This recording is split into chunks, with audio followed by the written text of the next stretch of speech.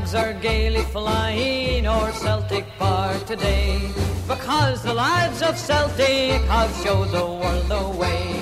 They played the game in Lisbon, and here is how they won. They didn't play defensive, attack was what they done. Oh, the flags are out for Celtic, they know just what to do. And Scottish hearts and Irish hearts are mighty proud of you.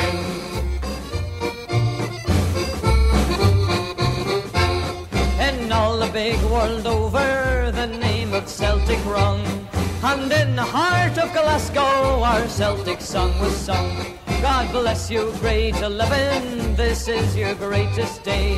Next season, shot from Greenock, we're with you all the way. Oh, the flags are out for Celtic, they know just what to do. And Scottish hearts and Irish hearts are mighty proud of you.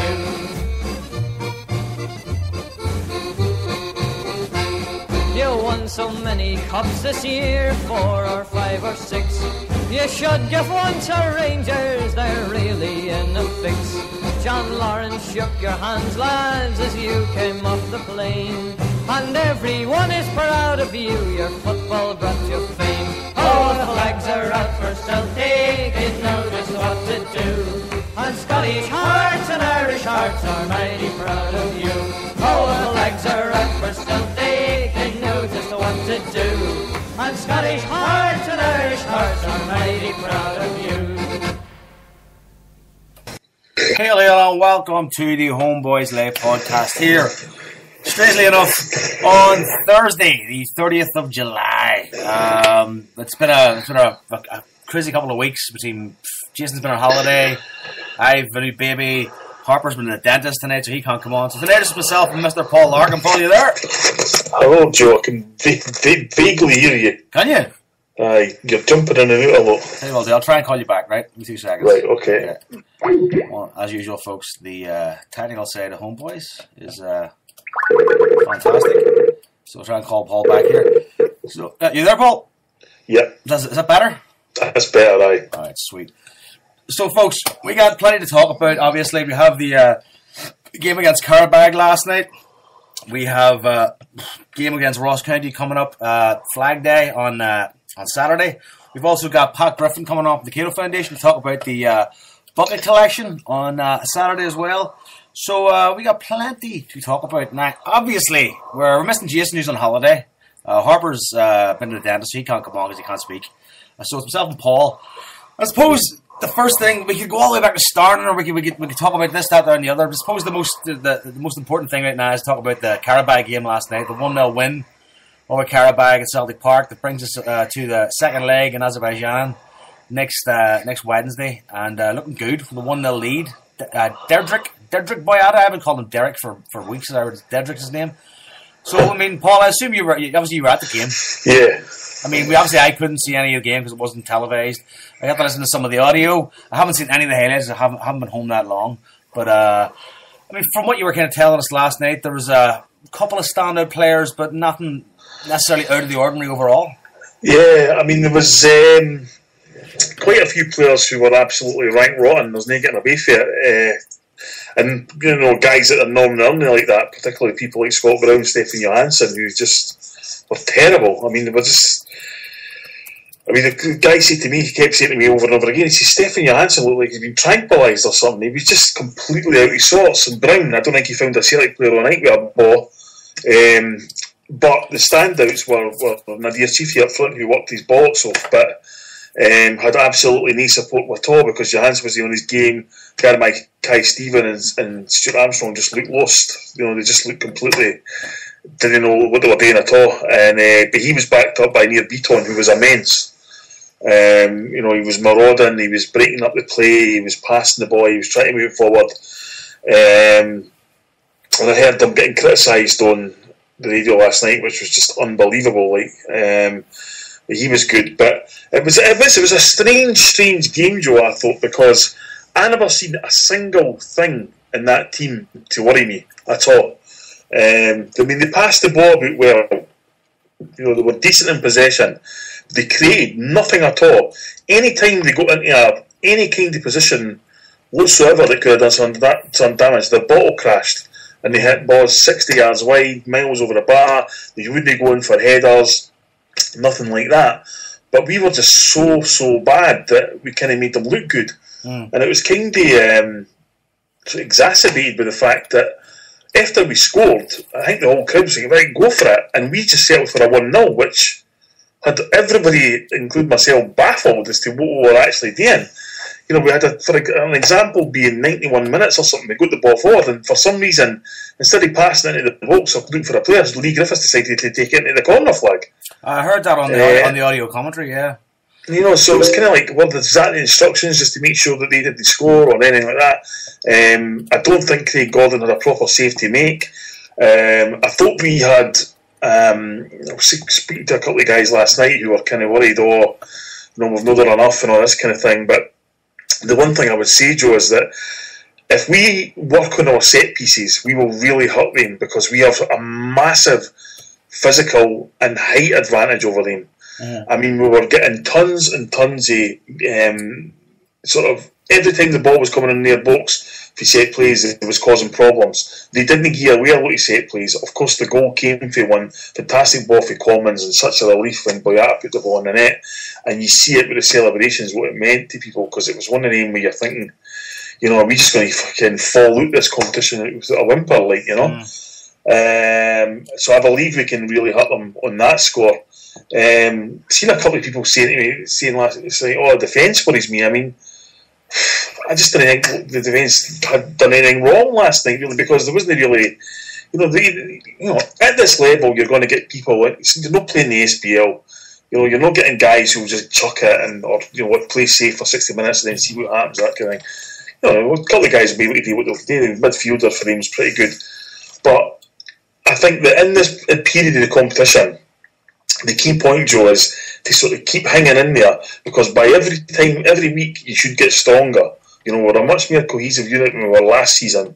We didn't have this. I mean, somebody had put up, I think it was Frank Rafters, Emeli's boys had put up the team we had last season against Legia compared to the team we'd probably play against Qarabag. And it was like the night and day. You know, you've got guys like Berget and all that, Pookie and, whatever. So I do believe we'll get stronger, but something didn't work last night, and like I said to my son half an hour into the game, I said, this is a game that's crying out for a Chris Commons just to put his foot on the ball and start making places, make the wee passes inside the defence, get them turning, because, as of course, when he came on, it was his cross that made the goal, and Chris Commons gives you that. He just gives you that extra wee bit of quality that can sometimes unlock a game like that, you know? Yeah. I mean, the things I've been reading, I read a few different reports, on different websites, and the one word that always kept coming up was it was a grind.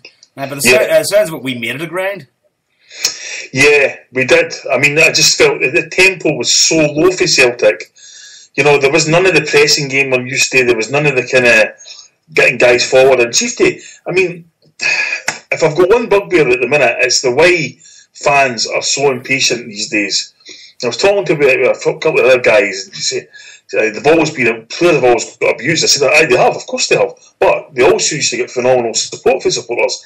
Now, I mean, there's quite a lot of Celtic supporters have made up their mind about Nadir Chiefty already, and it's like, oh, he's hopeless, get rid of him.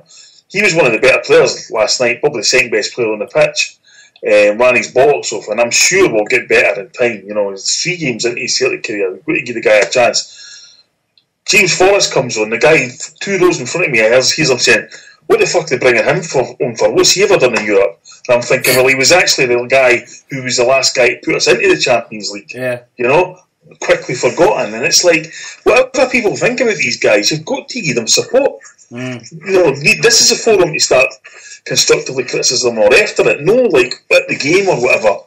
And a lot of them are getting it. And it kind of happens a lot of these European games where it's, what you want to be doing, of course, is getting behind the team as much as possible, because obviously it's a bit of an unknown scenario against these kind of players and stuff like that. But I didn't see in that team what everybody talked about. I mean, I never watched any other games, Europa League, nothing like that. But I didn't see in that team what would have worried the other teams that played last season or anything like that. They didn't really have that much pace. They certainly never had any real physical presence in the box or anything like that. And I would guess the big concern or main concern of Celtic will be, is this team completely different at home as opposed to away? But as we've seen the last round, they drew 0-0 with the Montenegrins, so hopefully no, you know. Yeah, and it's an early kick-off next week, isn't it? Aye, it's a 5:30 kick-off. It's just been announced it's going to be live on BT Sport as well. So fantastic. That was a bit of a pain in the hole not being able to watch it there. Last night it was a real. I mean, listen to the audio was all right, but it's like fuck's sake, it's not 1984. You know what I mean? No, I know. I mean, this is something. I think this has to be, as a matter of urgency, has to be rectified because, you know, we've both lived, and obviously you live now, but we've both lived a lot further away from our normal homes, and the reliance on Celtic TV and things like that is huge when you do that. You can't just have a scenario where it's like, all right, now anyway. Now I believe the Celtic, for a long time now, has been a target of attacks and hackers and stuff like that at Celtic TV, and you know, that's all well and fine. You know, we know a lot of people hate us, what the fuck with us, whatever, fine. But you know, they've got to do something about that. And I mean, I don't really know what the explanation is to have a 75-minute delay and all that kind of thing. And as I think both you and Harper proved last night, it's impossible. No, it's impossible to kind of stay away from the game, stay away from the result till that time. You know what I mean? I mean, what are you going to do? You know, you can't go on Facebook, you can't go on Twitter, you can't do anything if you want to do that. So, you know, pretty poor that has to happen. Like, you know, especially for supporters around the world. Yeah, I find it bizarre. Like, it's your team, it's your stadium, you have the cameras, it's your feed, but yet you can't actually broadcast it. Yeah. I mean, it's mind-boggling. I don't really understand. I mean, it's one of the things. It's like, you know, we went through last night, and it took us from the motorway at Livingston to Celtic Park. Took an hour and a half, which is normally a 25-minute journey. The traffic just crawled along. The queues were absolutely enormous. I've never seen queues like it. And a lot of that is to do with the whole new access system, which is fine, but people just didn't know what they're doing with it yet. You know what I mean? So it's taking a lot longer and stuff like that. And we were kind of commenting on the fact that, you know, back in the day, with this many people outside the game would be held up, you know, but you can't do that now because you get a fine for UEFA or whatever. So, you know, time you get in, boom, that's it, you're away. But no, I think in this day and age, to think that you would actually basically listen to a game on the radio, is really bizarre, quite frankly. It was weird. I was like, I haven't listened to a game on the radio in fucking God knows how long. But, it was interesting. I mean, but that was all right, you know. I mean, I suppose from what I gathered from the audio commentary was I kind of got the sense it wasn't going to happen at all, and then Boyata came in with the header and scored, right? But let me ask you this: I mean, he's made a rip roaring start, right? But I mean, I haven't seen that much of him. Like, I mean, obviously you've seen him in the flesh. Are we looking at a really good defender with a goal threat, or is this a bit of a fluke? Yeah, I mean, I think he's a different type to Jason Denayer. You know, Jason Denayer is a bit more composed than he is and stuff like that. What you get from Boyata is you get physical presence and you get pace and you get a threat in the box. For a guy that's just came in, he looks to have settled in quite well, which is encouraging. Added to the fact, you know, people got to remember the guy on his right hand side is just coming back from a long term injury, so he's kind of easily sailed back in. Mikael Lustig. Izagiri on the left hand side is just kind of coming back in for the first time. I'm pretty sure Dyler was going to play Charlie Mulgrew there until the injury, so you know, you've got to give these guys time, but he has slotted in quite well, and certainly with the kind of guy we're getting, I would say we're a lot closer to getting another Jason Denayer than we are to getting, say, another Daniel Mastorovic, that's for sure. Yeah, thank God. I mean, I'm trying to think of the last defender, apart from Denayer, who made such a good start in terms of goal scoring. It might have been Ramon Vega. Yeah, well, he scored 2 in his debut against Aberdeen, which was, I think he wanted an increase in his contract that night. He's done well for himself since then, though. So, I mean, looking forward to the next week. I mean, I know very, very, very little about this crowd. I watched some of the few of their highlights, on YouTube as you do, and I read up on them. And to be honest with you, I was surprised the team from Azerbaijan was even eligible to play in this tournament. You know what I mean? I was like, I'm no geographical genius, but I wasn't too sure how Azerbaijani teams fell into this. But I mean, they seem to know what they were doing. They obviously have plenty of money by the looks of it. I mean, and they have a guy called, is it Ronaldo? Yes.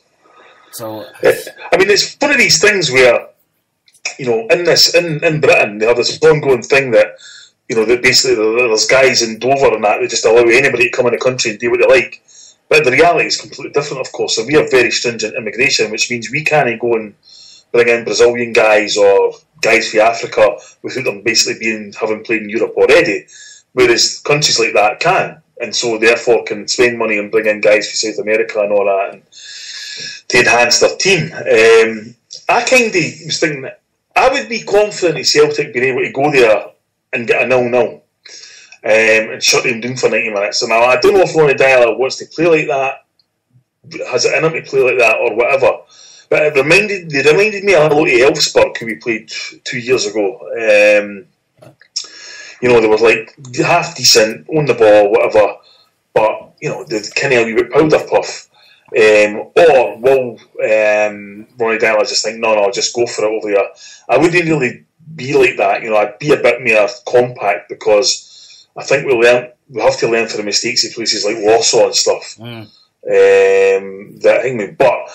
I mean, I thought it was a pretty average performance overall, Joe. So to come out in the lead, to come out with a clean sheet, is probably about the best you could hope for. Like, yeah, and I mean, there's been a lot of talk online about Shifty starting ahead of Griffiths. I mean, I would definitely be in the Griffiths camp, to be honest with you. And that side, I mean, like, I haven't seen much of Shifty. Like, obviously, he deserves a chance. And like you said, he worked hard last night. But I don't know if we have a harder worker in the team than Lee Griffiths. Yeah, I mean, it's obviously it came later that Griffiths never played because he was up all night with toothache and whatever. Fine, but he is clearly the man in form. Shifty, I think, is a completely different player. He's in the team, yes, to score goals, but he's also in the team primarily to head the ball up and bring guys into it. And that was the feeling last night, was that he did head the ball up and he tried to bring guys into it, but they just weren't coming into it for some reason. They just weren't there.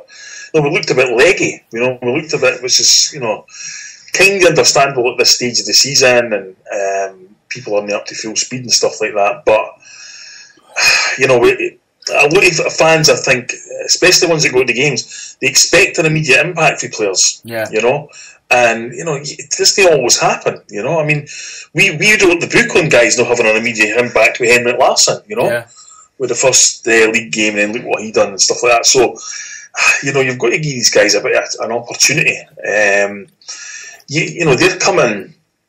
They're coming from provincial clubs, and they're coming to this colossus here, football club, which just has fans everywhere, and expectation and high pressure and all that kind of thing. And inevitably the first thing they say is, "Christ Almighty, the training's unbelievable here.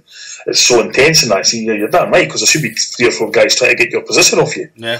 So I mean, it's unfortunately we see obviously he's going to have a stop-start beginning to his career, given that he's got a 6-game ban and whatever. And I'm sure this is now where you'll see Griffiths come into his own. But then the other thing about it was, I'm sure Ronnie Dyler was kind of half thinking with the Chiefy, well, if he's out for 6 games and you then lose Griffiths for any reason at all, you're kind of struggling up front, Yeah, it's true. I mean, and you think about it as well, you go back to the last season, you had Gudetti straight in the door, scoring goals, and then next thing it all kind of dries up, and you're left with a bit of somewhat of an egomaniac on your hands. He doesn't want to hang around, So, I mean, Shifty, obviously it's going to take time for him, but I mean, I think we're undoubtedly in a far better position, player-wise and squad-wise, right now than we were even, say, a month into last season. Yeah, I mean, if you look at the whole thing, if you look at Chiefty, you look at when Griffiths came in, it was the same scenario. For a lot of reasons, people didn't want him near the football club. didn't think he'd be good enough, all that kind of thing. He's definitely screwed the nut. I was hearing stories about him. How, one of the big influences on him is James McPake, and who used to play with Hibs now at Dundee, and he's been like a kind of mentor for Griffiths to tell him to screw the nut. And now he's absolutely delighted at Celtic because James McPake is as big a Celtic fan as you'll ever meet.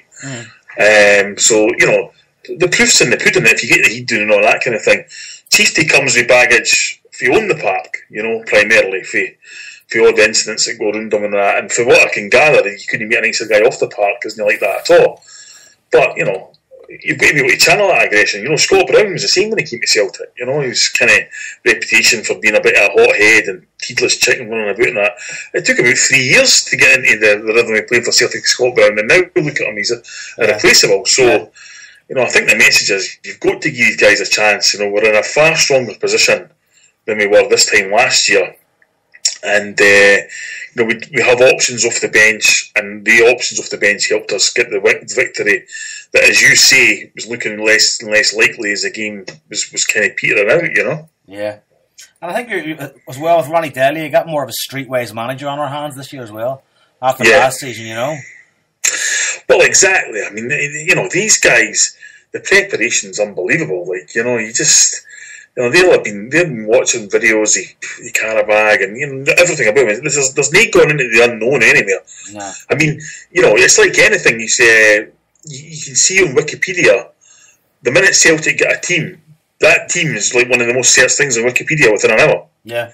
And suddenly everybody's, we know this one, that one, to beat this team, to beat that team. Now, if that's us as fans who are just pissing about on Twitter and things and Google, what the hell is Celtic Football Club going to be doing? In terms of we need to get into the Champions League and we need to get past this team. The preparation was and I would also say, I always try and look for small things. I didn't really like commenting straight after the game because I was a little heated because I wasn't really too happy after the game. But if you look at the picture of Boyata, when he scores a goal, you see, pure delight on his face, of course, relief, all that, he's a new signing's come in. Look at the guy behind him, Virgil van Dijk, who's exactly the same. Yeah. And this is a guy that everybody told us would even be at Celtic Football Club right now. Yeah. So, there's plenty of positives flying about. Yeah, I mean, there was that the kind of people saying online, he's chucked it, Yeah. Van Dijk's chucked it. They didn't look like, that picture at least. Yeah. Exactly. Football players chuck it all the time, and that's it. They just stop trying, and to get rid of their manager or the way to get out of there, and you've got the whole fiasco with Sefco and the boy Allen, whatever, that kind of crap. That would never be allowed to happen at Celtic now. So there are positives, and it's what we need to think about is, and this is something that Ronnie Dyler has continually talked about a lot of times behind the scenes, has to be said, is that we've just had a huge game, to try and qualify for the Champions League. And then now we have to go and play on Saturday at 12:45 against a team who are now allowed the whole full week to prepare for it. Yeah. And he said that's the biggest obstacle that we have to progression at Celtic Football Club. Yeah.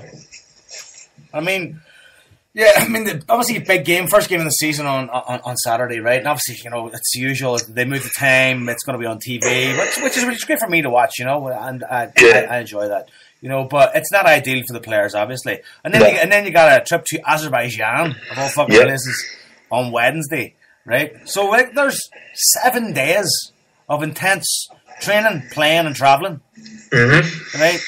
Now I get tired going to and from work. So that's right. I know you're right. It's Scotland as a country. It feels like I don't know how many years we've talked about. The teams in Europe need help at the start of the season. Inevitably, most of them are out by July, and the next year we do exactly the same thing again. And then, we get to this place. There's no help whatsoever. Ronnie Dyler got slaughtered last season for dropping 10 players at Inverness. They lost the game 1-0. But why do we even have to play that game? Yeah. Why can we not play it later on in the season?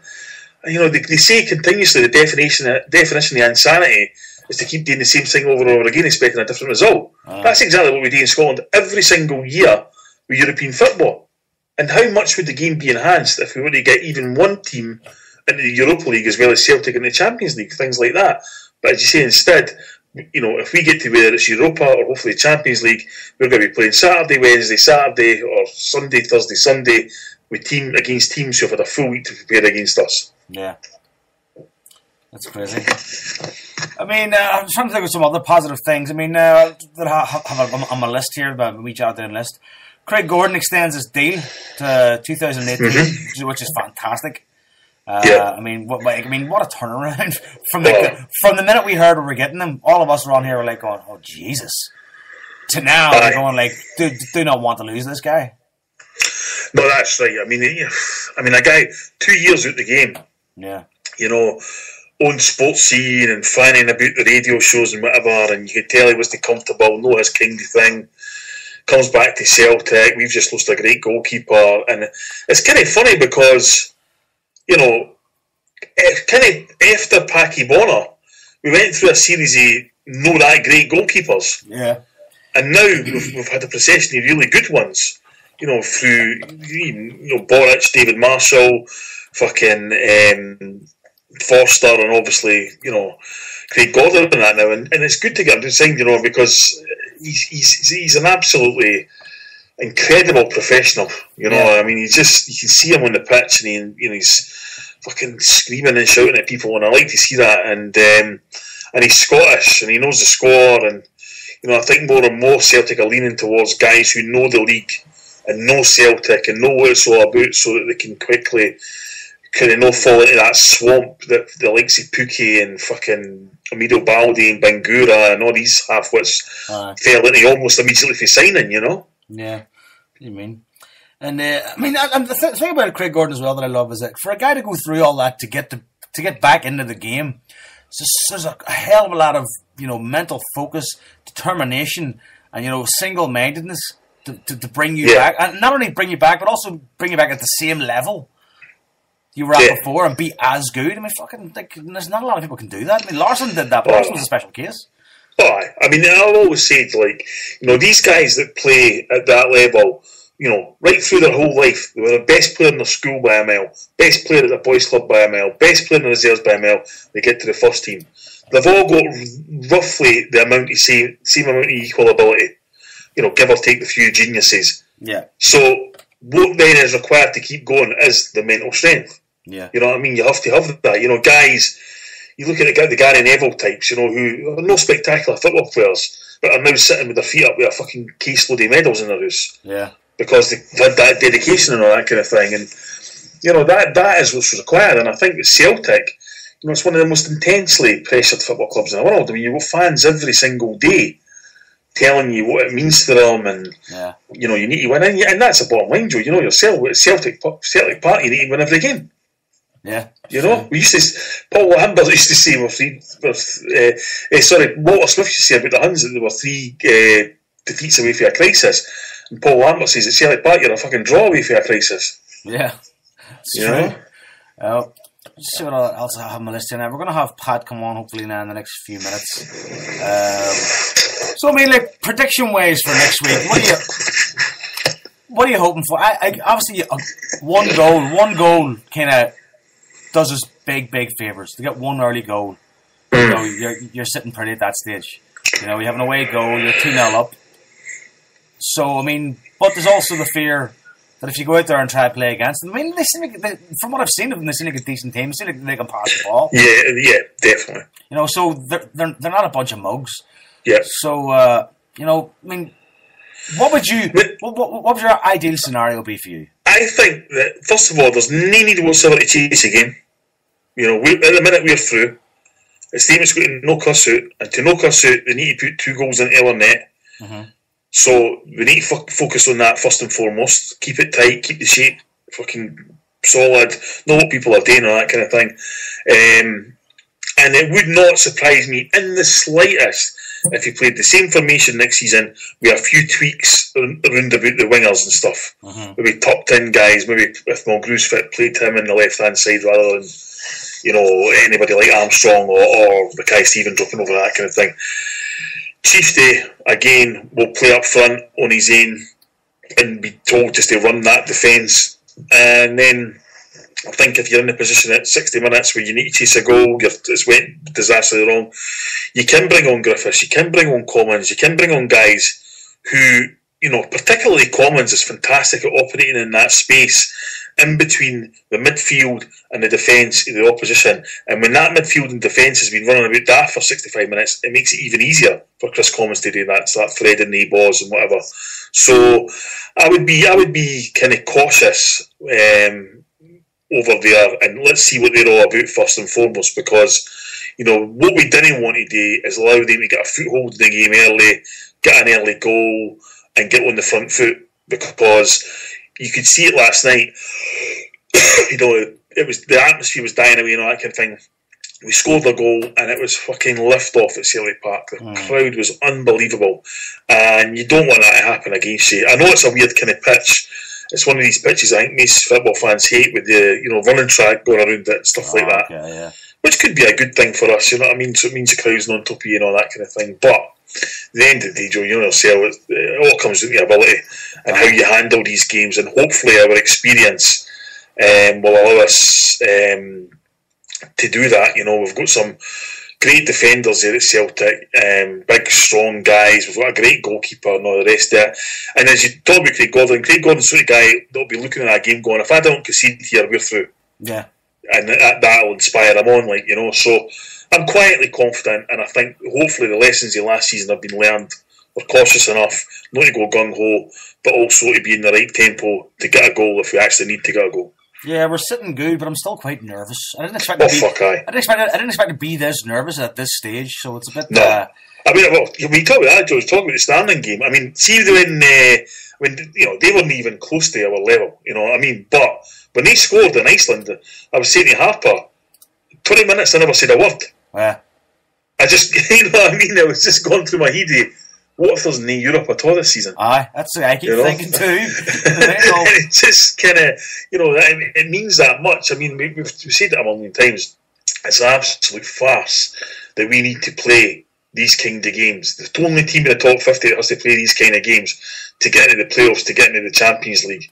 They keep telling us Scottish football doesn't hinder us, but yet that coefficient, we would be 10 places higher if we didn't have to rely on the coefficient of the Aberdeens, St Johnsons and people like that. Yeah. So we're getting absolutely hamstrung by this. And this all happened when that fucking wanker Platini took over UEFA. Supposedly the guy of the little club. Well, we used to win the league and go to the Champions League before he took over. Now we win the league, we have to play fucking 6 games. Yeah. And now he's gone for the fucking FIFA presidency. So I wouldn't fancy Scotland or Ireland qualifying for a big tournament ever again, but that's another story. But it is a farce, and you're right, it's unbelievable. But Joe, our league season hasn't even fucking started yet, and we're already in nervous wrecks. I know, it's interesting. Look at it Saturday. Does Shifty start on Saturday, do you think? No, he's suspended, obviously. That's right, suspended. Shit, I've been thinking about that. So he's suspended for a while. So we're not going to see much of him apart from in Europe. Yeah. So Saturday Flag Day, always a big day, always a big crowd, always great atmosphere, and you kind of half just expect a win anyway because it is Flag Day.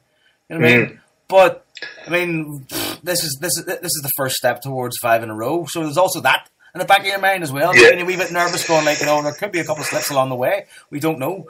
But so what are you thinking ahead of Saturday, ahead of the first big game? Well, on the actual day, Joe, I'm a big believer in it. We do not maximise this enough at all. You take baseball or whatever. They have huge days for opening day. Mm-hmm. And most of these teams don't want anything. You know what I mean? They don't want to give me fucking tiddlywinks. And yet they'll be, opening day, come back and say, we're raising a league championship flag here, right? Yeah.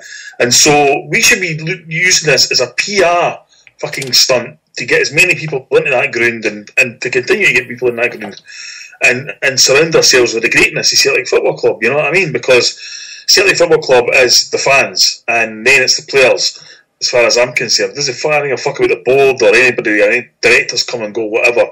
And the fans got let down at the trophy day last season. We had the whole fucking every man and his dog on the pitch, and agents and wives and girlfriends and mistresses and God knows who else. We should be maximising that. In terms of the game, of course, we played Ross County a couple of years ago, and it was a very cagey 2-1 victory, where we all thought Baricta was going to be a football player for about 25 minutes. Aye, I remember that. And I think we've seen him since. So you never know, you never know. And, sandwiched between these two huge games, then, at the end of the day, it's kind of like, had it not been the fact that we were putting the flag up and it was at Celtic Park and it's the first game of the season, you'd probably think Ronnie Dyler that's the rest 2 or 3 players, but, that's not going to happen. So, I don't know much about Ross County at all. I know they've signed Jackson Irvine on a full time, and they had a few decent results at the end of last season and stuff.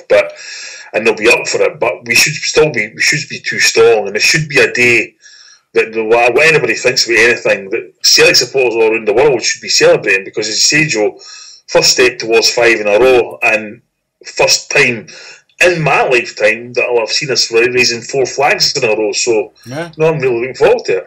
It's going to be fantastic. Good day. I mean, the crowd seemed good last night, so I'm hoping for obviously another big crowd then on Saturday. The crowd was at 43. Well, I mean, there has been an increase in the season ticket holder. I think that's obviously evident.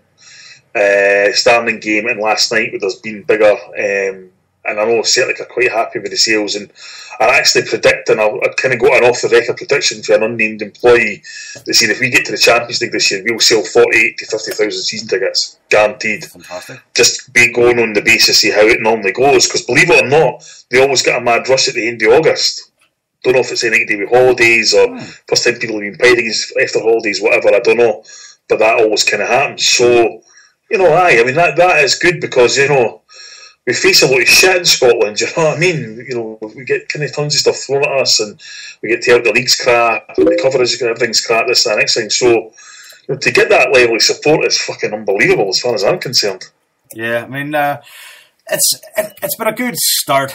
I mean, I feel very positive in how things are going to go this season. I actually. Apart from having mentioned that we have a better team, a better squad, I think we're going to see a better Ronnie Dyler this season as well. Like I mentioned, I mean, he's a bit longer in the tooth now, which gives him a bit more comfort in how he handles himself and how he drives the team forward and what he's actually facing now as he goes into the league and into Europe. Yeah, he's a bit longer in the hair as well, I noticed. It has got a bit longer. It's actually, my son pointed out, he says Ronnie Dyler's hair's longer and John Collins has stopped dyeing his hair. John Collins has got the kind of George Clooney look going on right now. Yeah, silver fox. So, even they're kind of evolving. But, I mean, hopefully, certainly, you would hope that he has learnt his lessons and all that kind of thing. I mean, he certainly understands what the club's all about and stuff like that. And, that's what they do. It's kind of weird, because you kind of always get if you take the temperature of the support, you get the sort of small things getting discussed that only get discussed when the team's winning. Yeah. That one of the things being the Paradise Windfall draw is now 10 grand. Why? Now, I have no idea why. I can only assume less people are buying it. Yeah. But, when things like that get mentioned, you kind of think, other stuff must be going all right. Big picture, of course, there's still a million issues with the board and fucking the living wage and various other things and whatever. But, it's an ongoing battle. And my thing always with that is I can't be bored with people like, the directors of Celtic Football Club didn't represent me or you or anybody listening to it. And they're no anything more Celtic than any supporter. The club is defined by the supporters and the players who happen to be lucky enough to be playing. Yeah. And sometimes, and I've done it myself in the past, we kind of allow ourselves to be defined by those directors. Whether it's fucking John Reid or Lawwell or whoever, because they said anything and suddenly we are the club, you know what I mean? And we always will be. And sometimes I think we need to remind ourselves of that more, because, this is, I was in various places over the summer, and the fucking respect I got wearing that Celtic top was unbelievable. Yeah. Cut to last night, and I was wearing it, travelling through the game for Edinburgh, and all I got was grills. And skivels, and even the fucking bus driver getting on the bus to go to the train station, fucking scowling, and you just fucking feel it. You can just feel them saying scum. You know what I mean? It's unbelievable. Whereas you go around Europe now, Celtic, Celtic, Celtic. We need to remind ourselves of that. So it is. I mean, it's good to be kind of positive about it and kind of focusing on smaller things and stuff like that. So Aye, I mean, it's things are going quite well. Certainly on the park, I would say. We had a question here from Celtic Rock and Roars. Do you guys think Armstrong should be a first pick in R3 behind the strikers? He says, I've yet to be convinced by Armstrong. Sorry, can you repeat that again, Joe? You just cut it a wee bit. Do you guys think Armstrong should be a first pick in R3 behind the strikers? Well, I don't think, possibly no, because I don't think Stuart Armstrong has played in his right position since he came to Celtic. No. And so he does look a wee bit lost at the minute. I think that what the thinking is behind the play on the left hand side, almost as a kind of cumbersome winger, is his pace, which is electric. You know what I mean? But the problem is you didn't get the chance to do it if you've got that team last night sat deep, so that kind of nullified that threat. You know what I mean? By just sitting deep. So again, he signed in the last days of the transfer window, starting a new season. Let's talk Turkey on these guys when we're into Christmas, and with the full pre-season behind them, and they get in and settle in a team. Because I always find, Joe, the team that plays now, it's never the same team come October, November. There's always tweaks and wee things and injuries happen and whatever, and that's when it kind of settles in. But I mean, Armstrong never had a good game last night at all. Neither did Gary Mackay-Steven. They just couldn't get up to the speed of the game whatsoever. And I was told by Dundee United people that Nadir Chiefty's the better player of the three of them, and then you see the first couple of games, you go, really? And then I watched it last night and I thought, you know what, they're probably right actually. This guy, once he gets a wee break, he's going to be really good for us, I think. But I would still think there's plenty of time for Armstrong to make his mark, I'm a fan. I can definitely see his good points. I think his passing's fantastic. Yeah. We got Pat coming here. Pat to the call. What happened there? Pat, how you doing? Can you hear me okay, Pat? Yeah, I'm fine, yeah. No problem. Paul's on the line with us as well. Hi, Pat. How you doing, Paul? First of all, Joe, congratulations, mate. Thank you very much, Pat. Baby. Thank you very much. Yeah. I'm living on fractured sleep, so I'm not running at 100% these days. But that's all going well. So we managed to do great, So Pat, we're having you on tonight to talk about a couple of things. Obviously, we got the Flag Day on Saturday. We've got obviously you got the bucket collection on Saturday as well. Yep. And we're sure, and as always with the Kano Foundation, there's always something going on.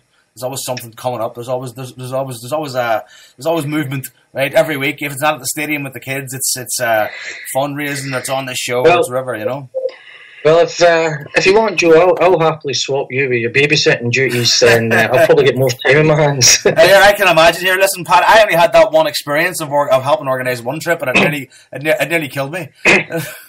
But so Pat, we got a couple of things we need to talk about tonight. One of them is fairly unsavoury, but the rest of it is all quite good. I mean, let's talk about the kids you've taken so far this season. I mean, what numbers are we up to now? Oh, I don't know. So I was asked that the other day, what numbers are we up to, and I actually need to go through. I keep telling myself every season that after each game I'll total up, because obviously we need to keep track of 4,000. We had the 3,000. We're on our way to 4,000, and then hopefully get on to 5,000. But this season we've only had 2 games so far, and the numbers have been quite good, considering that most of the kids that we take and most of the groups that applied are either school groups, aftercare groups, or their football teams, and they're maybe on holiday, so they can. Whereas they would like to bring 30, 40, 50 kids, the holidays and things like that, they can only bring maybe half a dozen at a time. Aye. So, but we expect that at this. We kind of expect that at this time of the season. Although each game we have to prepare each game as if we are taking the full allocation of kids that we have, which is now gone up to 89 from last season. So we have to prepare for that each game, just on the off chance that we do get a group that wants to come along at the last minute. Yeah, and I mean, who's coming this week on Saturday then? So who have you got showing up? This Saturday, we've put offers out to quite a few groups. It's been quite difficult to get groups for this Saturday because obviously the timing of the game. again, school holidays. So we're hoping to have some kids from Celtic Boys Club and a few of the other teams that we've actually supported and have supported us in the past. Looking forward a wee bit, we've got a day booked with Downs and Proud. They're bringing about 55, 56 people over. Fantastic. And we're hoping to link that up in the same game with Downs Scotland, which will probably take us to a maximum that game. We've had inquiries from loads of clubs who didn't get a chance to come last year, obviously with the kick-off and date changes. A few kids groups that were booked up, they missed out, so we want to go back to them and say, give them the opportunity this season. Hopefully we'll be able to get to the Champions League, and we won't have that problem again. But yes, we're trying to book up 6-7 weeks in advance, just to give people time to prepare for it.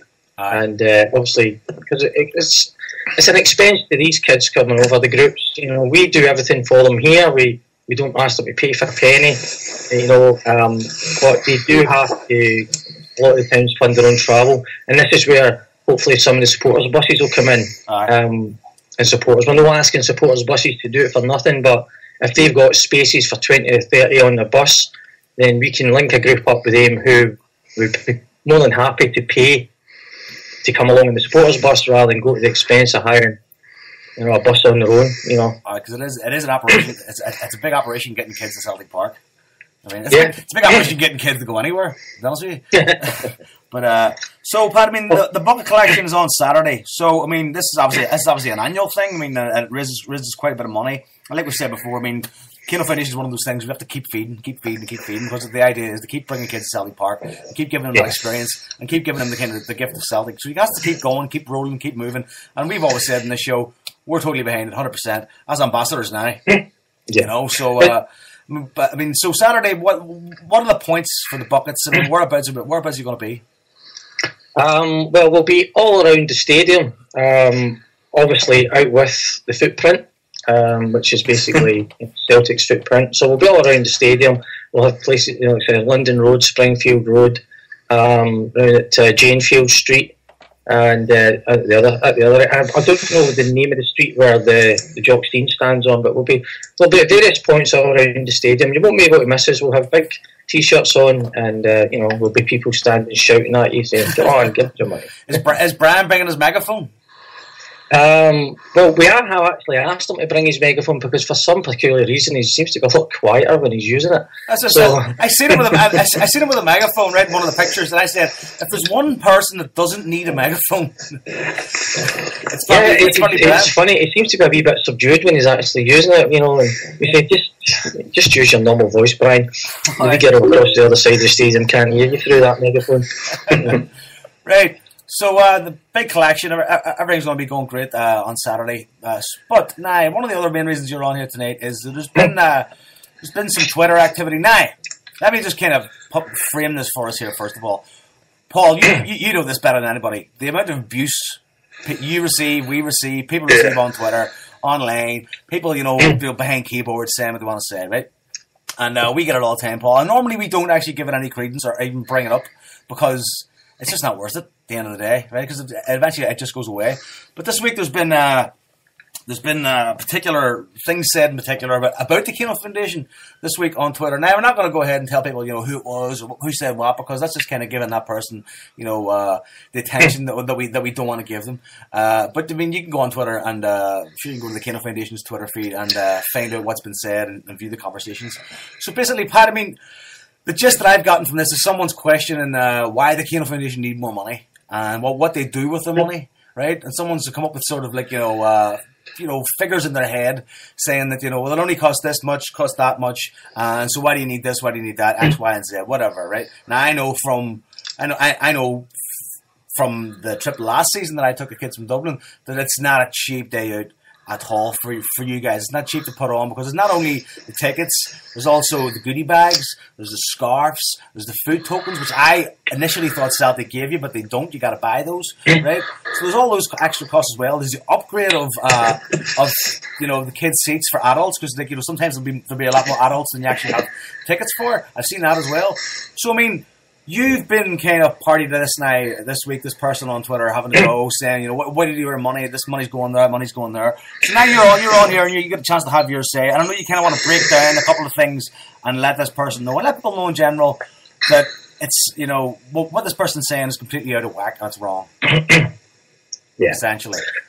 Well, I have to be honest with you here and to say that I'm not fully up to date with what's been said after Monday, Tuesday. You know, my concerns and my time this week has been focused on Saturday's game. The bucket collection will take care of itself.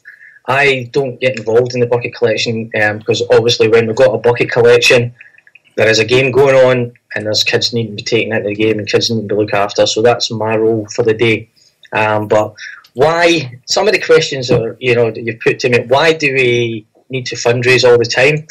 Well, you guys will be a prime example of, you know, why we need to do it. You know, we came on your show a while back because we were at the stage where we didn't have enough money to continue doing what we're doing. Mm-hmm. It's an ongoing thing, as you say, and through the great help that you guys have given us and the exposure that you've given us and people getting behind us, we managed to get through that season and we're a wee bit healthier now. We can't let that happen again. And like all charities, you don't actually project for just the one season or the 1 year. You have to think, well, someone who's donating to us this year, the circumstances might change next year and they can't give us a donation, much as they'd love to. And we appreciate that and we respect that. But what that means is that we have to find other avenues to fund. And it's an ongoing thing all the time. We can't just, rest on what we've got for one season. We need to try and plan 2 or 3 seasons ahead. We try to expand every season, give more kids. I mean, we're inundated with requests, not just from kids groups, but we get requests from food banks and other such places, saying, what about this wee family? I know you take groups, and we get so many requests, and we had to up the allocation of tickets to deal with it. Now, running the Kano Foundation, like you say, is a costly business. We could drastically cut back, but it means that a lot of kids would go without. I mean, I can give you, basic figures for the season ahead.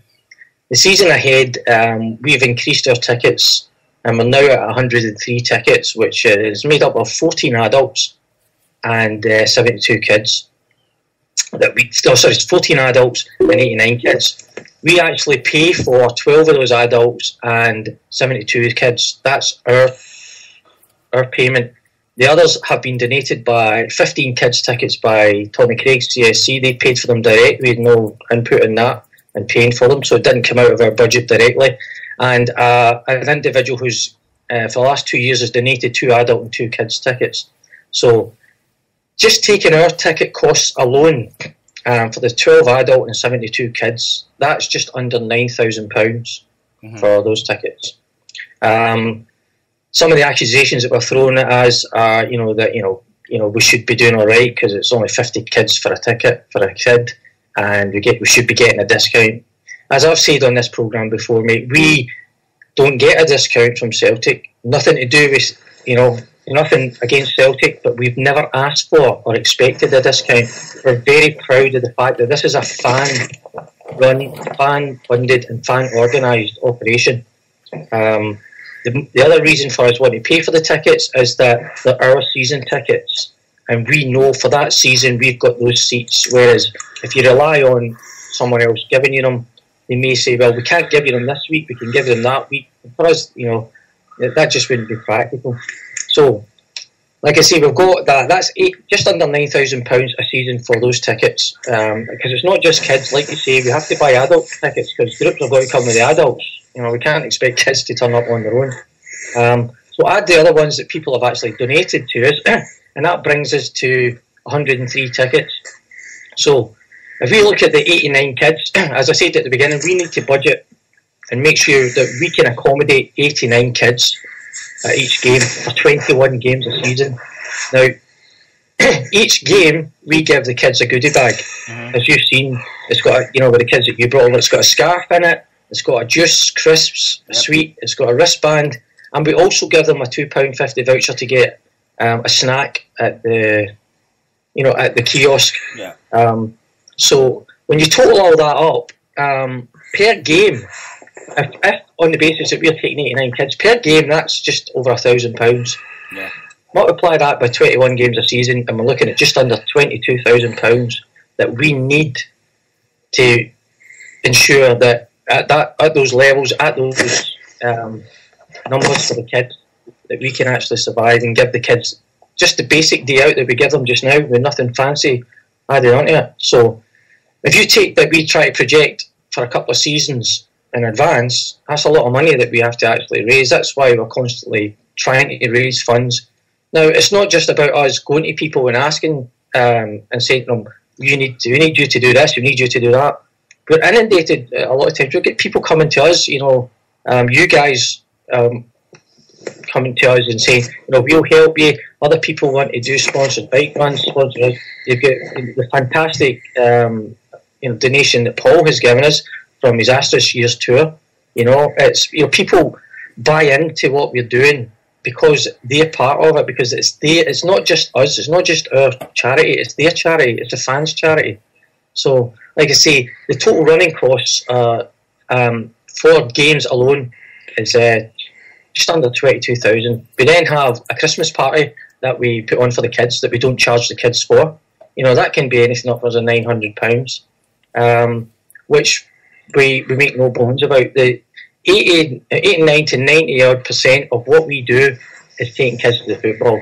But we've evolved as a charity over the years, and we've sort of moved on a wee bit to trying to keep kids into football. We've had one of the spurious accusations that was thrown at us that for some reason concentrating on a little team from Airdrie who was sponsored. And I've been told that the figures are anywhere between £100 to £2,500–3,000, and it's just laughable and ridiculous. What we actually did is we were approached by a little team from Airdrie, someone who knew us, who supports the Kano Foundation, says, "Listen, we're looking for a sponsor for this wee team. If we can't get a sponsor, the team's going to have to go disband. We're going to lose the team, and these kids are going to have no football team to play with." All we did was we went straight to the manufacturer and said, "Can we have a set of strips for these?" Because that's what they asked us for. We purchased a set of strips for a wee team from Airdrie. Now, bearing in mind that the Airdrie Neil Lennon Celtic Supporters Club gave us about £1,500, we felt that it's only right that they're raising money for us. We'll give something back into their community. Mm-hmm. And on top of that, the little group are going to come with it, come to one of the games as well, and the kids. A group of the kids from that team are coming to help out, giving up their time for the bucket collection. Another team we sponsored was, again, just a set of strips. The same predicament. It was Celtic Boys Club. We've publicised this. We were open and upfront about it, and the feedback we got, I'll have to say, was tremendous. So we do we try and do our best to promote other charities. Even though we're a charity ourselves and rely on donations, if somebody comes and says, "Well, this wee charity's having a night, could you promote it?" Because we've got so many followers on Facebook and Twitter, we're happy to do that. So as I say, this is the reason why we have to continually fund. None of the volunteers or any of us trustees, none of us actually take any money for doing this. We don't get paid. We give up our free time. We're not like charities, big charities who've got a chief executive and have got this, a marketing department. We don't have anything like that. We do this because we love our club. We do this because we love to give something back to these kids. We all know what it was like to come to a game for the very first time. I got into my very first game with somebody giving me a leftover. And I know that most people listening, loads of them can identify with that. You can't, with the age of season tickets, you can't get a leftover. So this is our modern day equivalent. This is what we're trying to do. And I think by the support that we've had, and the people that are getting behind us and constantly coming back and are our dances are selling out, and people just want to be a part of it. And the thing that really hurt us over the last couple of days was that all this information I've just given you is freely available if anybody wants to come and ask us direct. Our accounts are published on Companies House. Anybody can go to Companies House and get our audited accounts. Our accounts have to be audited, by an independent auditor who has his or her reputation to think of. So, they're going to have to make sure everything's right. We have to comply with Oscar regulations. We have to comply with Companies House regulations. But we try and do everything we can to be over and above board. Everything we do, the donations we get, the money we pay out, it's either going on our Facebook page, it's on our Twitter feed, it's on our website. So for someone to accuse us of, not being transparent, trying to hide things, trying to fleece the Celtic fans, it's laughable, really. And I just hope that anybody listening out there, the offer's still open to them. If anybody wants to come to us and say, how much does it cost to do this, or why do you need to do this, or where are you going in a year's time, where do you see yourself, we're more than happy to correspond with people, as long as it's in an open, civil manner, and not pointing fingers and accusations and that type of thing, Well, this was my problem as well, Pat. I mean, there are ways to do things. You, the likes of yourself, Brian, Joe, John Paul, Tommy, I mean, you're all very approachable people. You know what I mean? So there's easier ways to do this than go on Twitter and start spouting loads of rubbish, right? And abusing people and like you say, pointing fingers, and that's what kind of got us all, kind of pissed off this week that this has happened.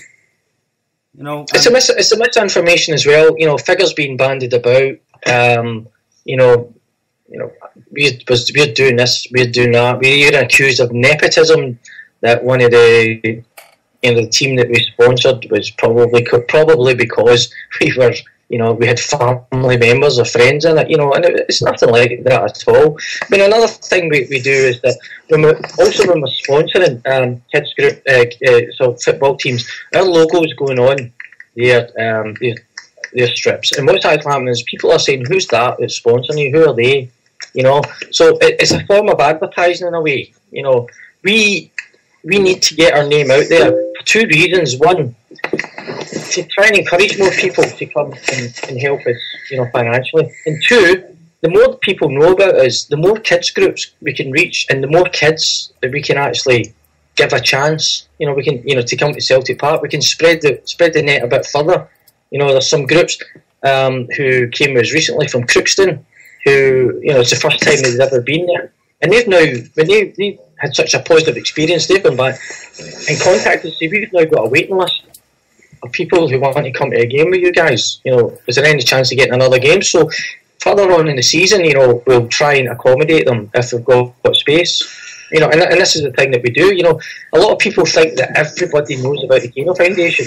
A lot of people do, but we constantly get people on a match day coming up to them saying, "Who are you guys? What are you doing?" And we tell them and say, "I've been here for 10 years and I didn't know who you were." So there is still a lot of work to be done, and the more we can get ourselves out there, the better. But, like I say, we're just grateful that we've got guys like you who have seen what we do, they know what we do, and are willing to actually give us the opportunity to come and explain to people. Again, our AGM, I think it's on the 5th of August, but I'll need to clarify that. We'll be at Celtic Park.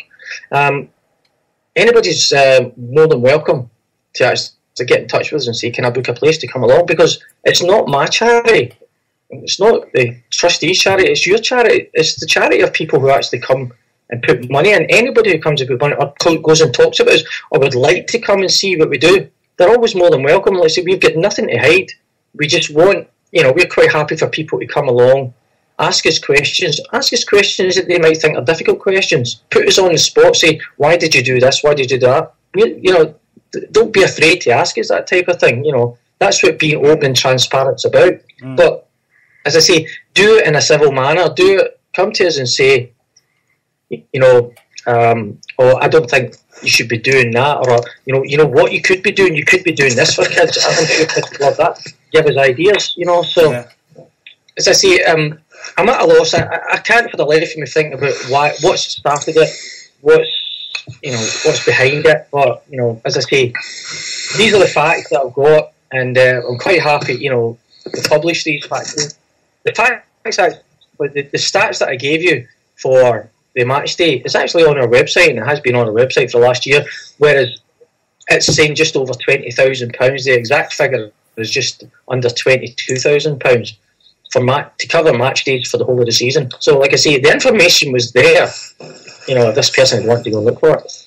Yeah, and Paul, you got mildly dragged into this as well. I mean, your fundraising got brought up as some sort of example as to why the Kano don't need to raise money anymore. And I'm sure that kind of got stuck in your craw as well.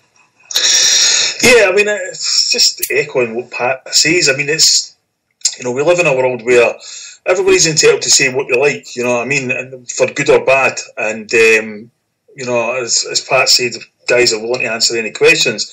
But you've got to do it in the right way. What I mean? People aren't going to respond to abuse and things like that. I've had it myself for ongoing stuff continuously, and you kind of have to choose your battles and stuff like that. But it's one of these things where, and I've had so many people like behind the scenes in the last 2 days, and because I've kind of been sort of both my kids at the minute and stuff like that, so I've not been on. I'm normally online 24/7, know as much, and they're all coming saying, "What on earth? How can you possibly say this, that, and next thing?" And it's unfortunate that kind of thing has to happen, but I think what Pat said at the very end is a perfect thing, where it's the AGM's on August the 5th. That's the forum to ask questions. Anybody. Sorry, Paul. I just received a text. It's actually the 5th of September. Sorry to interrupt you.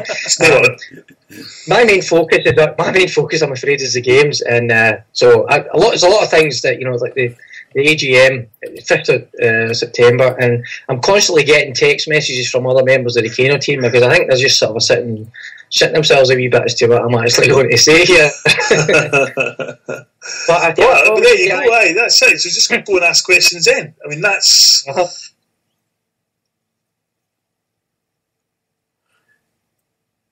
Hello? Hi. I lost you there for a second. Just lost everybody there for a second. I just all went dead for a second. I don't know what happened there. It was a bit of a glitch. But, so and the information's out there. This person could have gone about it a more decent way, a more civil way, apart from handling abuse, which it ended up turning into abuse online. And the only kind of thought I can have on this is this person wanted attention or whatever. I don't know. Even called us a propaganda show for the Kano Foundation. Now, well, that's true. Yeah, that's true. And so what? Well, that's true, yeah. Yeah, exactly. But as I say, we can only do what we can do. Not everybody's going to love us. Not everybody's going to know about us. Not everybody's going to support us. Some maybe just don't want to. Some can't. We accept that. We're not going to be. We don't think that.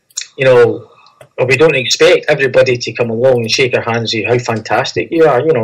The fantastic people in this are actually the guys like yourself who, promote us. The guys who pay the money, the guys who make all the donations, come along and help us at bucket collections. It is quite a big, it is a massive group that come together, and I know it sounds corny, but we basically believe. I mean, everybody that comes along is part of the Kano Foundation. It's a fans' charity. It's your charity as well as mine, as well as the people that work here and help us out. So that's why we have to. And we want to be open and honest with people if they come and ask us. The idea has been the idea has been as well. I mean, like in terms of like the consistent fundraising, is to make this such an ingrained part of kind of like the Celtic, the match day culture that everybody does know about it. That's the point, Yeah. I mean, if you probably remember, Jason was talking about chatting to a group of friends that goes to see Everton with, and they want to start something up similar down there. And we've offered to help them. And what the fans who support us should actually be proud of is that Celtic fans are renowned for firsts, for doing for getting out there doing it, and other people follow the lead, and other people follow. This is another thing where people are starting to look at us and say, look what the Celtic fans are doing here. This is great. We'd like to do something like that at our club. So the people involved, that helped us get where we are. Should be really proud of that. Yeah. I'm just getting messages and all kinds of tweets and stuff coming through. People want me to tweet out the website, so I've tweeted out the website. So I mean, that's that covered. That's kind of all the kind of coverage I wanted to give this whole thing, because I just wanted to get you on, Pat, and let you say your piece, because it's only fair that if people are going to go out there and say things about you, that you have the opportunity and a platform to come on and speak about it and clear certain things up. And I think we've done that, So looking forward to Saturday. I mean, what are you thinking result-wise? Result-wise, so this is the one question I hate getting asked, because I'm terrible at predicting. I tell you, whatever result, I'm like the Hugh Keevins of the Kano Foundation. I'll give you a result, and it'll be completely the opposite. So, I think we'll win. I think we'll win, comfortably. It should be a good day. Everybody's up for it. The flag getting raised. Like you say, the first step going to do 5 in a row. We'll still have the kids up for it. As I say, I think we'll win comfortably. I wouldn't like to predict a score, but maybe a cup 2 or 3-0. So anybody out there who's a betting man, get your money on 1-0 then. Happy days. So is there anything Honestly, else? I'm terrible at predicting.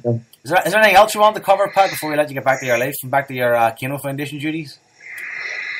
Like I say, just to say, to reiterate, the AGM's on the 5th of September. It's at Celtic Park. If you just drop us a wee line or an email to the contact us at thekanofoundation.com, just to register an interest and want to come along, then we can get you the details. I'm not sure the size of the room, so we may be limited to the space. But like I say, on that note, when this is not our first AGM. We have had a few AGMs, and we've put it out there. And, we've not really had a lot of people come along to those ones previously. So we'd like to see a lot of people come along. Just the fact, just to come along, they can find out a bit more about us. And it's always nice to meet people who, share the same interest in you, people who are donated to you. We see names coming in. We see usernames online. Twitter names, but it's always nice to go meet people face to face, and have a wee chat about Celtic and what we do. So, all I would say is just everybody just enjoy the game, and I just hope we can get a result next week for the European game. Yeah. And the rest of the Kano team, you can just relax now, because I'm just about to hang up and go and have a glass of wine. So I managed to get through without losing my rag.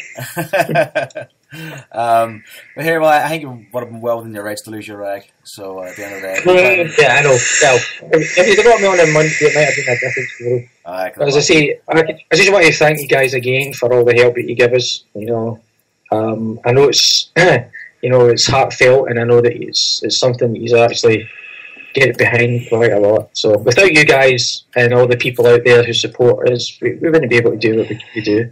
And that's just basically give kids a great day out. And the kids do enjoy it. The feedback we get for the kids is immense. Yeah. We had a feedback from a parent the other day who says she wasn't happy. She was taking a wee boy to the game, and they dumped her to come with his team to the game with the Kano Foundation, because he said they'd have a better day. So we can't please everybody, but there you go.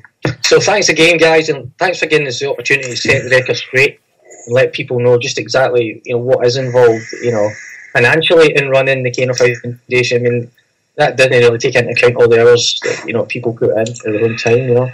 Yeah. Well, Pat, you're always welcome. That's anytime at all. And that's great. Well, thanks a lot, guys. Cheers, no problem, Pat. Take it easy. Yeah, have a great show. The rest, I'll be sitting listening. So if you're going to have a go and slag me off, I'll know. That's our plan, ruined now, Paul. Yeah, well, I'm just going by the Walter Smith drives that you threw at Joe. He's still a wee bit of shit. That was just by the way. That was everybody in Vegas. Yeah, if you wear a blue suit and brown brogues to a Celtic do, what else are you going to expect? Exactly. Right, guys, I'll let you go and give somebody else a chance to come on and say what they want to say. So thanks a lot again. See you later. Take it easy, Pat. Good luck. Bye. There you go, folks. Jesus, what a dick he was, eh? See, he'll have caught that slag because he'll just put the phone down. There we go. So it's Pat Griffin for the Kano Foundation, and together we will fight internet ball bags. So we're not going to let that kind of thing stand. And call us propaganda, call us what you want. What we're doing is a good thing. What the Kano Foundation is doing is a good thing. Anybody that wants to kind of downcry that is a fucking knob. So enough said about that. Paul, we haven't got a whole heap left to talk about, and it's 9 o'clock. There's a few things. Well, there's a few things. First of all, a couple of things here. Serious note: search is still ongoing for John Murphy. Yes, that we've been kind of talking about. That's right. Find John Murphy Facebook group as he may. There have been actually a number of sightings, unconfirmed sightings in the Glasgow area over the last couple of weeks. It's just got hopes up and renewed vigour and stuff like that, and so. Hopefully, one of them is John and he'll be back home with his family soon. But as I say, search out the group on Facebook, Find John Murphy. The family are constantly updating it. And his son John and people like that, they're so inspiring. I cannot even begin. We talk about football and all the rest of it and how we see them and all that stuff. I cannot even begin, Joe, to imagine what they're going through. And yet they are still fighting every single day to find their father and their family. So please, we'll keep tweeting photos out. We'll keep putting stuff out. There's photos on the go. You can check my timeline, HomeBhoys timeline, stuff like that. Different photos of John. We'll see him. He was last seen in the Dennistown area at 7 o'clock in the morning. I think to be off 12 away. So yeah, please search out. A couple of personal things. People were. Asking me things. One thing out the way. So the Astra Skiers DVD / online thing will be up and running for October the 1st. I just keep saying that over and again because it's a question I get asked more than any other thing. There's a website being built now. The website's being built. It's not just a case of you've got to handle the bandwidth and all that kind of thing because what you if going by the interest, what you'd expect to happen is the minute it goes live, people go on there to download the thing, and then you didn't want the thing crashing because too many have it on and stuff. So money's being spent at the minute to make that proper, and a couple of great guys that are putting their expertise in. Secondly, this was asked about 8 times a day, and I was saying, I don't think Celtic will be approaching me to be in the Celtic Book Club. That's the thing. I didn't even know what it was, Joe, until today. But seemingly the Celtic views were in this thing. They're interviewing people who write Celtic books, and people have asked me, they've not approached me, and I honestly think there's much more chance of Beyonce approaching me than there is that. Lastly, my new book. Now, some people will know that in the last 2-3 weeks I've been sort of targeted in an online ongoing campaign of people for the dark side who are just abusing me non-stop and whatever. And I've noticed there's a couple of things been happening. There's clearly some sort of concerted campaign going on, the latest of which manifested today, which was Amazon got in touch with me and said that there had been several hundred complaints about my book. Yeah. This is a book that hasn't actually been published yet. I should clarify that. This is a book that I can guarantee only 2 people have actually seen, which is me and David Harper, who done the formatting. Yet there's 200 to 300 complaints written about Amazon about it. So Amazon are getting a bit sort of, oh my god, the Kindle, whatever. Lulu have had the same, and Lulu, to be fair to them, said they can go and fuck themselves because we've had a great relationship. You've made us a lot of money. More power to you. That's it. So they're on side. This is the first time it's happened with Kindle, so that's kind of ongoing now, and they're throwing all sorts. They're throwing all sorts of different wee things and whatever. Seemingly, there's a complaints procedure with Amazon that rather than all say this book's fucking a load of shite or whatever, they're going in with different things to try to make it look as though there's this whirlwind of people who are all complaining about the book. Yeah. To which I'd said to Amazon at first, because I know what was going on, Joe, and what I've said to Amazon at first is, okay, what I'll do then is I will make a personal apology to every single person who has complained and has read the book. because there hasn't been any. Yeah, nobody there. So that's kind of ongoing. But as things stand, the pre-orders of that will be available in the next 12 hours, I would imagine, or even now. You can go and check now, and it might even be there now. But, you know, this is the kind of thing you put up with. We were talking about the star abuse and whatever. This is the kind of thing you put up with, these kind of things on a daily basis. People trying to destroy it. And this thing, it kind of started, was orchestrated when the online sports editor of the Daily Record started tweeting about the book.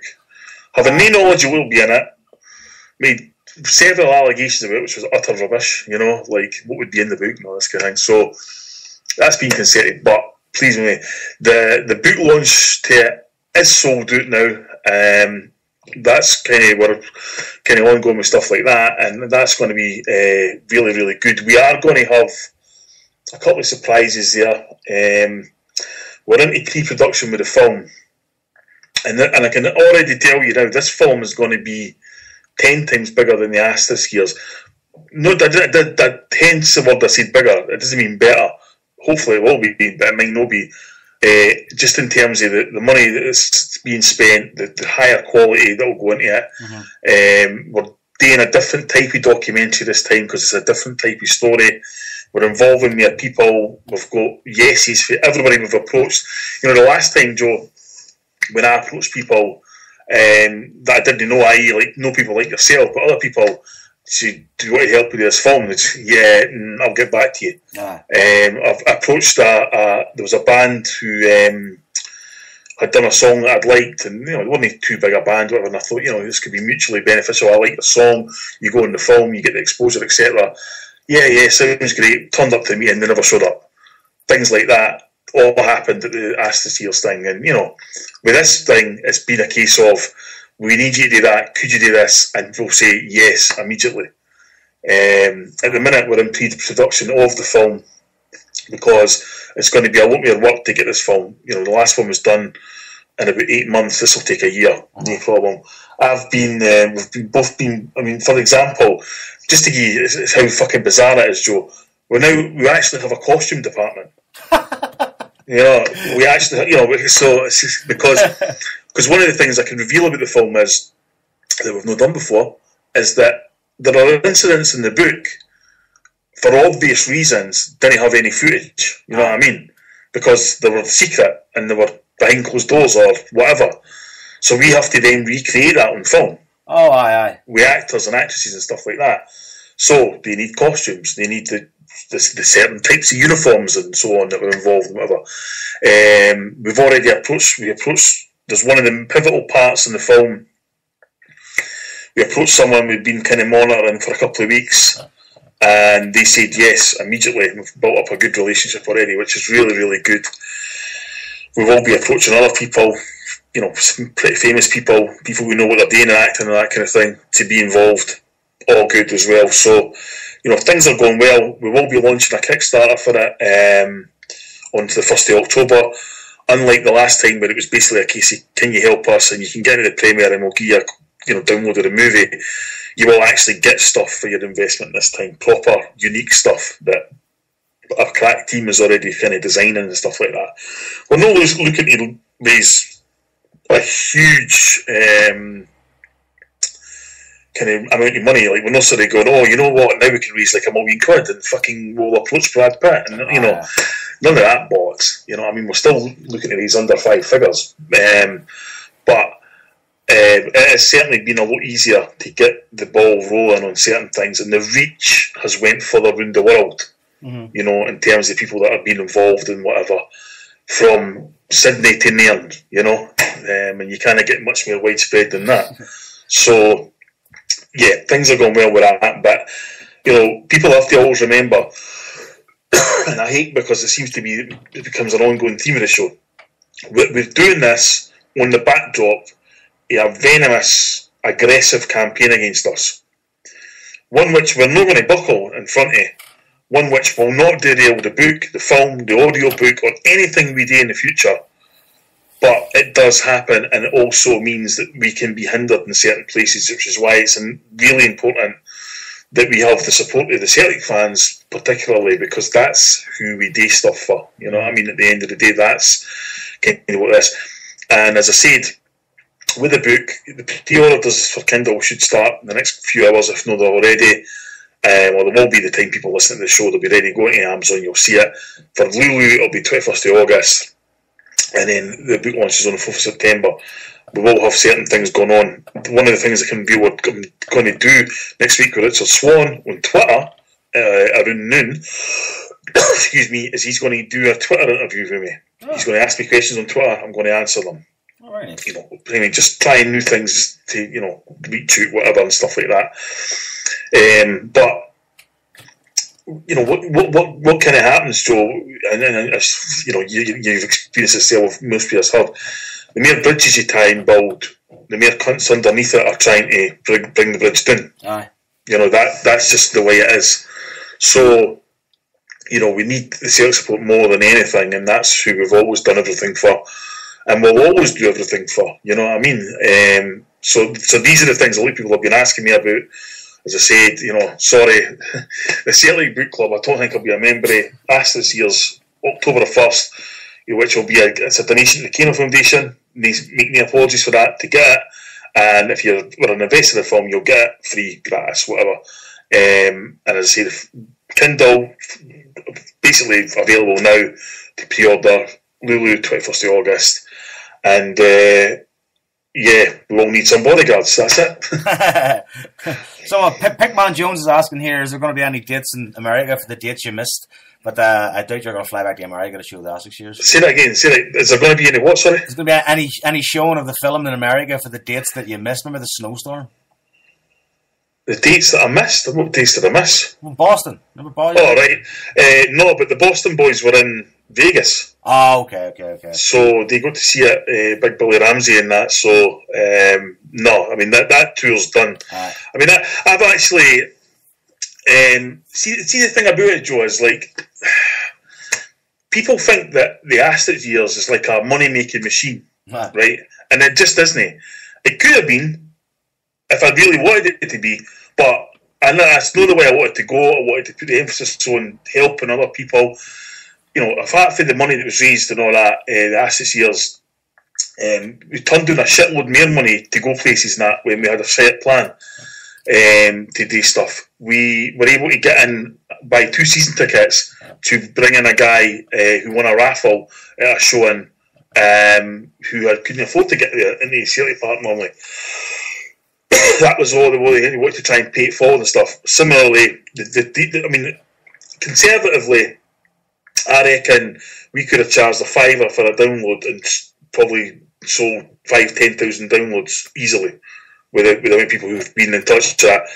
We're not doing that kind of thing. So the book kind of goes towards the film, the next film, and so on, and every kind of profit, the book launch, etc. and everything. But we always had a set plan with the Asterisk years, which was do the book for a year, but then I had to come back because there was demand for it, then do the film, concentrate on the film, because when we done the book, we never thought we'd be able to kind of sustain a book and a film at the same time. But that happened because it got bigger. And we went to as many places we want. I mean, personally, you know, I went to sort of, you know, America twice and fucking Australia and England, Ireland, Scotland, Lisbon, fucking, you know, all these kind of places. I wasn't paid to go to any of them. Mm-hmm. You know, I paid every single penny out of my pocket. I took a token fee, which was £150 or $200-300, whatever, to places that wanted it. And there was only 2 other places that said, no, you take the door, or you take the door rather than give you a fee and all that. So it wasn't like, oh, you know, we're rolling in cash. Which, you know, that is always the kind of perception with that kind of thing. So we kind of go again. And what we try to do with anyone with Celtic is there's an overriding factor in it, and there's a multitude of stories, and there's a narrative there about the Lancashire Referees Association, who ran it, what type of people they were. Here's the information, here's who they were, here's what they really were, you make the decision.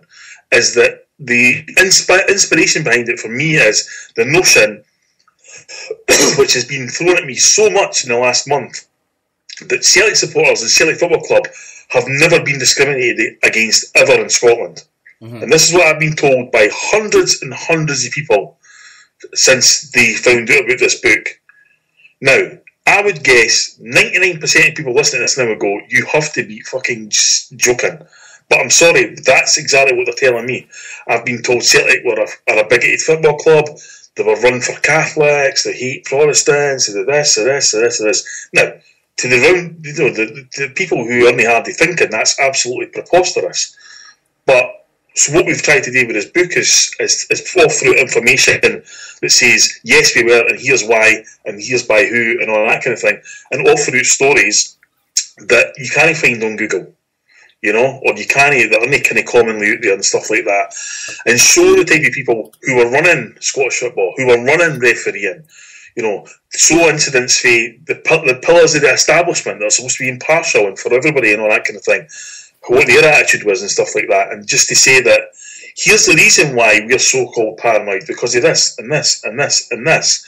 Now, the minute that I go out there to the dark side, they went fucking ballistic, because in their fucking world, a world which nobody else on the planet recognises, is that they were just merrily going along, and then all of a sudden the SPL said, we didn't want you in the league, get to fuck, and we're going to relegate you. Yeah. Now, and I know, everybody else says that's utter nonsense. I had a guy at Hun say to me, yeah, in 2012 when the SPL voted us out the league and relegated us, I said, that never happened, mate.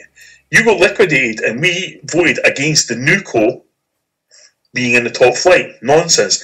And I said to him, well, if that is the case, where did you finish in the league in 2012 second? How come you never played in Europe? Because you didn't fucking exist, that's why.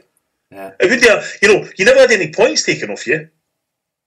You weren't relegated, you weren't demoted, you were fucking ceased to exist and your NUCO started. And so, but in their world, Joe, that's it. And so their world is, we're the victim, we're the victim, we're the victim. So, that really fucking infuriates me, given that I, and probably everybody in this list of the show, have spent most of their life being fucking abused and discriminated against, whether it be small things, big things, huge things. And some of the stories I've heard are fucking unbelievable. Some are in the book, etc., about the discrimination that went on. We hope to show the reasons, the real characters of certain people who are treated as gods in Scottish football, that are put up in pillars and told, this guy's brought and all the rest of it, and get the kind of intimate stuff that nobody gets about them and stuff to show that. But as I say, because we do that, that means you face absolute hatred non-stop. So I'd say to everybody, stick with us, own this one, because I promise this book will make you open your eyes even more, and this film will make you not just open your eyes, but will make you proud that because we faced all this shit like we did for Murray and all that, but we're still here, we're still fighting it, and you know what? We're still winning. Yeah. So I'm looking forward to that now. So it's going to be quite a big project then. Film. Yeah, it's going to be huge. We're going to have various things. There'll be promos, there'll be trailers, there'll be all sorts of things going on. The premiere will be at Celtic Park on November the 12th, 2016. That's locked in. They had complaints about it. How can you condone this? This was letters going in to say, how can you condone it? Again, they've never seen the fucking film. No. They've never made the film yet. They've never read the book. And they're asking Celtic how they can condone this. And to be fair, somebody who will be known to pretty much everybody who was at the dance, I said, what do you think about this? He said, I feel like replying to this saying, how we can condone this is that maybe we made about 12 grand out the last one. Yeah. You know what I mean? Behind the bar and the buffet and all that shit. So, fuck off, you clowns, basically, So again, here we go, headlong into the new season. Aye, so it's off stress free deal, Jeez, we're back into it now. I got extra nothing baby. Going on. Here we go. But you listen, it's what we live for. So what's the point in complaining? Okay, I mean, listen, anything you do good, there's always a bit of turbulence on the way. Absolutely. I've got to give a shout out to Celtic Rock and Roars, a new podcast on HailHailMedia. Yeah, I want to make a musical request to that, Joe. Can you please never play Dire Straits or Bryan Adams again? Thank you. Dire Straits. I'm not mad at Dire Straits. Bryan Adams. Don't know. Coming from an old kind of punk Joy Division fan, I can't condone that. I see that. That's what you're saying. Obviously, they're just way too happy for you. Then that's the problem. Dire Straits. Listen, way too happy. For you. I can tell you right now, as you said that, Joe. someone in Vancouver just exploded. I mean, I was listening. It was a good guy, you know, Celtic Rock and Roll's new show on HailHailMedia. But I just listened to the new Public Enemy album, which was fucking amazing. Is it good? Yeah. And then I turned on and heard fucking Dire Straits, and I thought, nah, come on. So I'm only joshing, of course. Yeah, so check out that show. It's a rock show. There's music on there. So there's nothing else really to talk about. It's 9:15. I am knackered. Hopefully, at some point in the next few weeks, we'll have Jason and Harper back on. Harper's work. Jason's. I don't know how long Jason's gone for, but he's gallivanting to Vancouver. And probably about 3 years or something. All over the place. So my God, full of wind. So that's coming to an end now, Paul. That's done. Yeah, well, as I say, one thing I'll say as well, Joe, is I get a lot of people, Kenny being one of them, who continually berate me every time we do a show. You know? So, Kenny, this show is for you, okay? Yeah, it's for you, Kenny. If you're out there listening. I feel like Gary Cole. Gary Cole. Oh, I midnight caller. As long as you feel like Gary Coleman. Yeah, I almost said Gary Coleman. You're talking bad, Logan. So yeah, I'm losing my mind here. So, folks, that's us for tonight. Thank you very much. We'll be back next week. What day? Who the fuck knows? Hopefully Monday, back in business. But hopefully Monday. Never can tell. Looking forward to the game on Saturday. Looking forward to the game next Wednesday. We're going to play out with the Kano Foundation song, simply because you can buy it on iTunes and you can buy it on Google. So, and that money's going to the Kano Foundation. As is the money from We Still Won, which you wrote and produced, Joe, and that's on iTunes as well. Yep. And we've not even put the whole of that song on the online cut, Joe, so that people have to go into iTunes and buy it. Fantastic. So we got marketing there. So yeah, we'll head over there, or get on your iStreaming thing, whatever the fuck it is now. I don't know what's happening, Joe. It's like it feels like everything in the world is just changing. I think I'm just getting old. I feel like that too. I mean, you know, it's like Apple just goes, right, okay, now you didn't buy albums anymore, just give us £9 a month or something. Aye. I'm like, what? You know, like, I feel like I just direct debit myself to the entire corporations of the world, you know? You're just going to be downloading an Indian album. Just have an album downloaded into your head soon. You just walk around listening to it. That's where we're heading.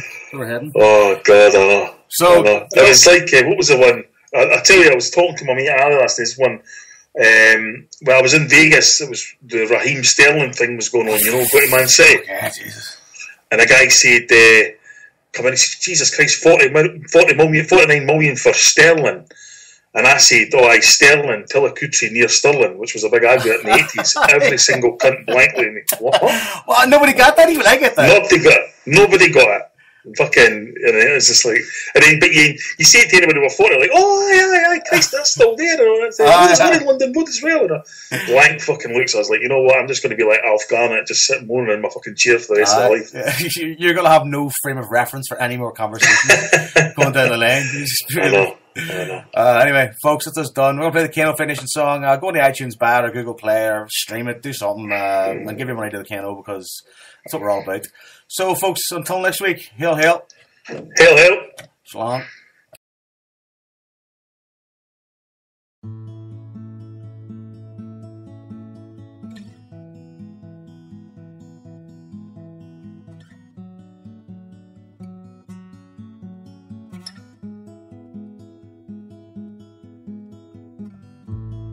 Ever heard the crowd roar louder than you can hear?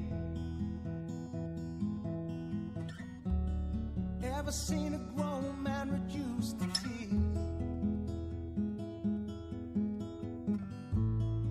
Ever had thousands of friends that would carry your load? Ever seen a sparrow in the air on the London road?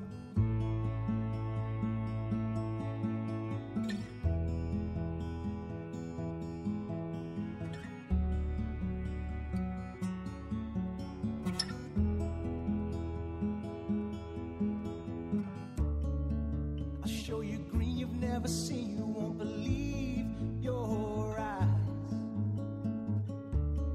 Brothers and sisters on every single side. The smiles smiles on those faces, you'll see them from far and wide. Tell me, have you ever seen paradise? Tell me, have you ever seen paradise?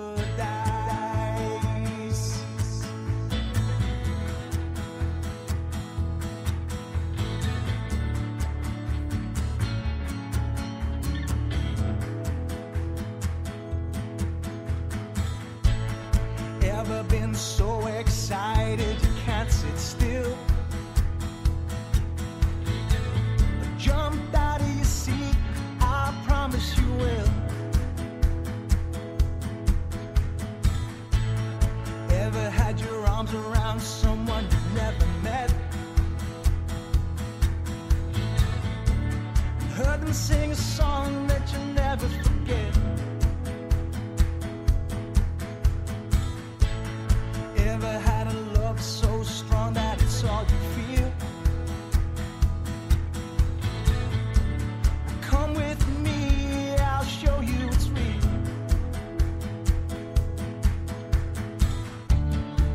I'll show you green you've never seen, you won't believe your eyes. Brothers and sisters on every single side. Smiles on those faces, you'll see them